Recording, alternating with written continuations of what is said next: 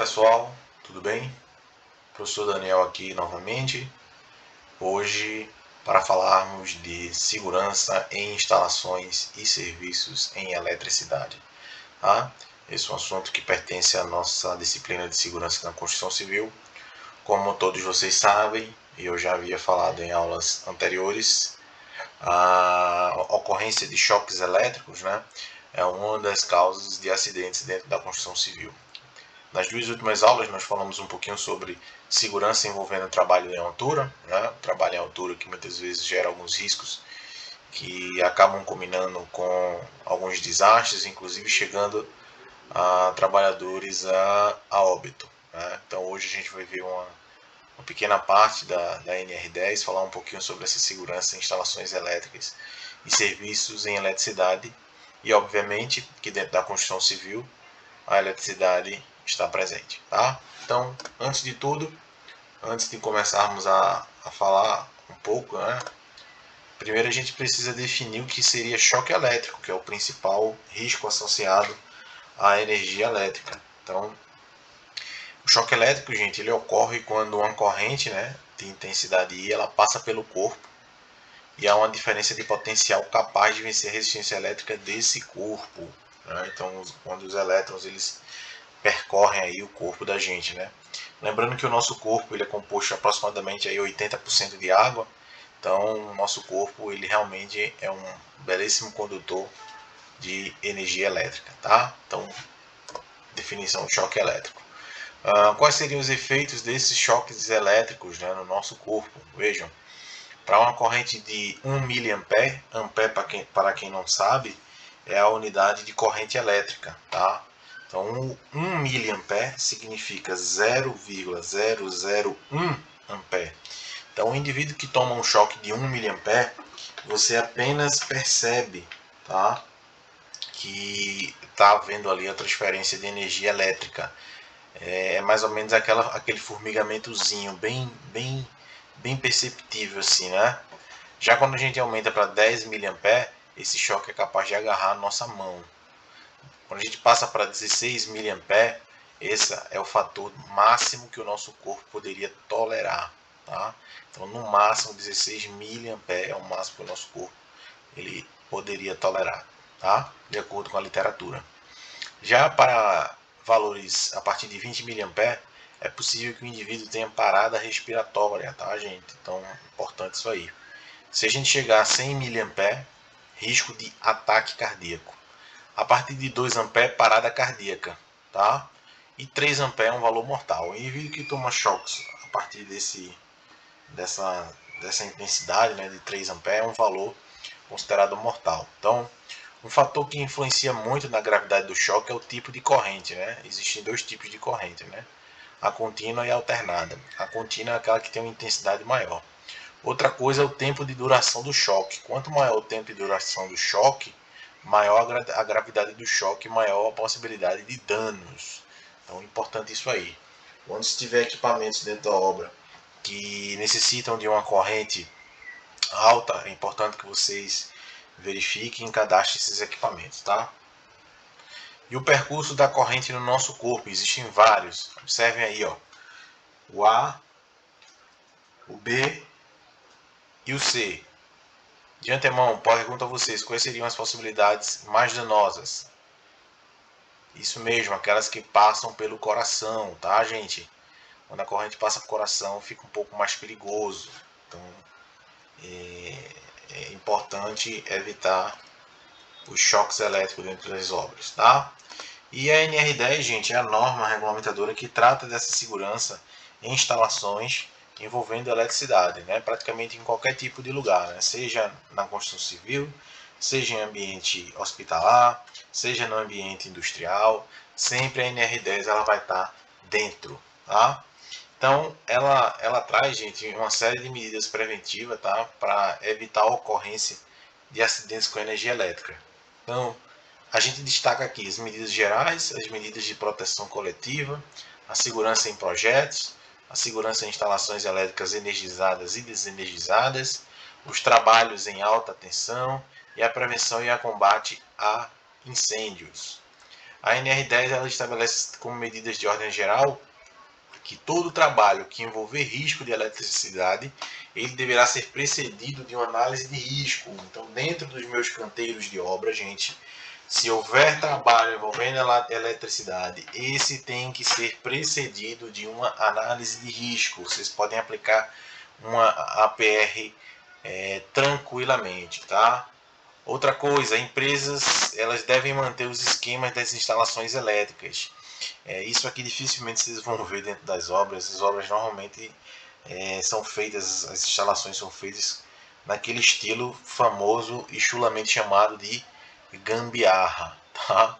Mas o correto é que se mantenha esses esquemas unifilares das instalações, tá? Outra coisa,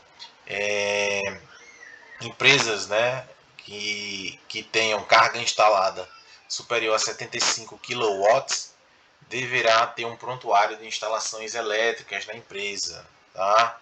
E outra coisa, empresas que operem em instalações ou equipamentos que integrem um sistema elétrico de potência, que a gente chama de CEP, além desse prontuário, tem que ter procedimentos de emergências e os certificados dos EPIs e dos EPCs.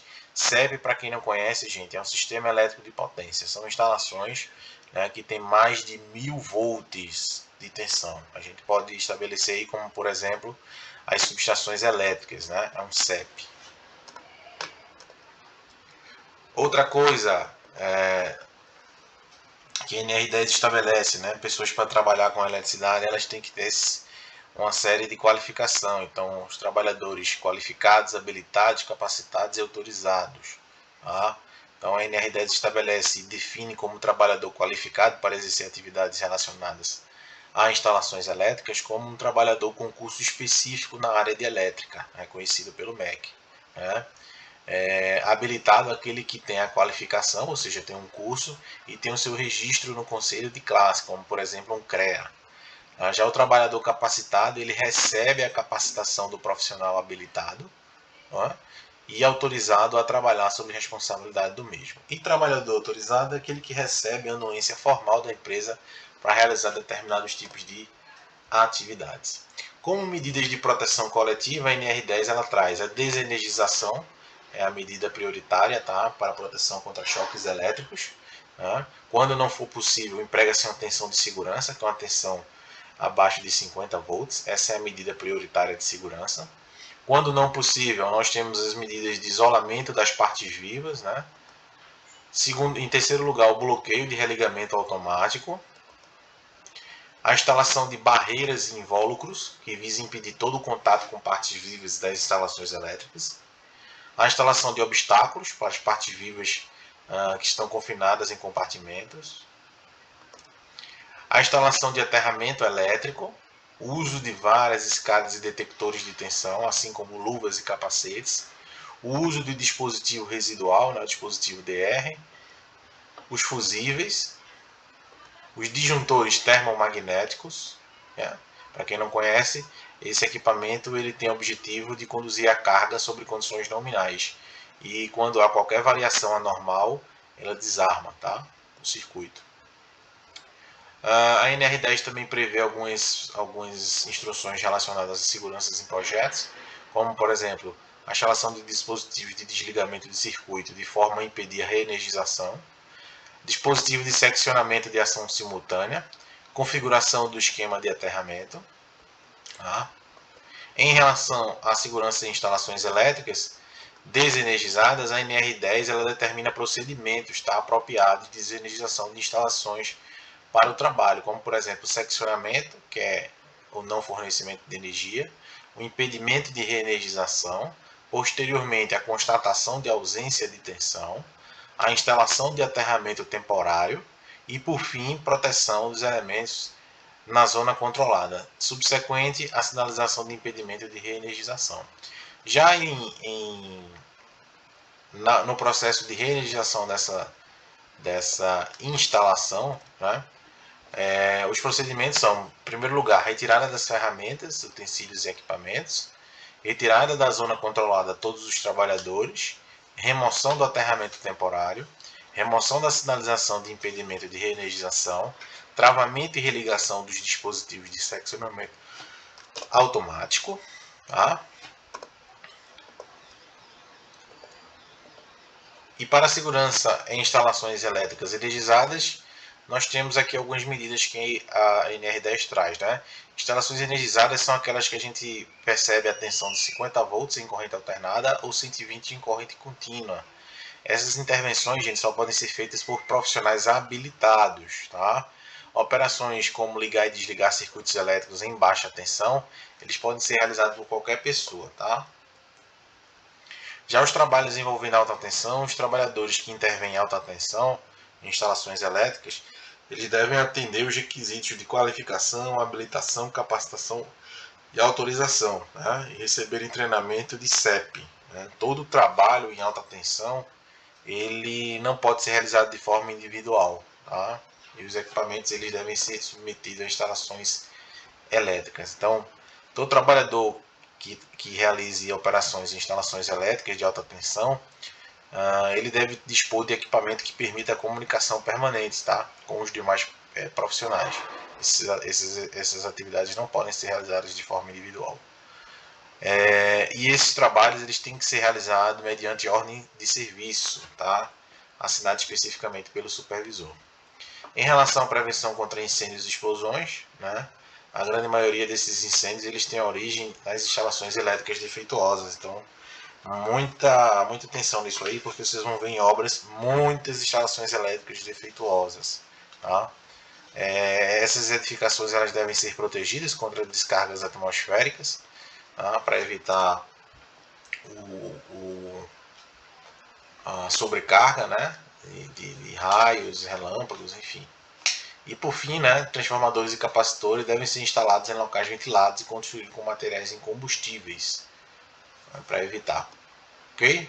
Aqui eu tenho para vocês um esqueminha que a NR10 traz de classificação de zona de risco e zona controlada, né? A depender da tensão nominal da instalação, quanto maior a minha tensão da instalação, maior o meu raio, minha zona de risco, né? Esse RR aí.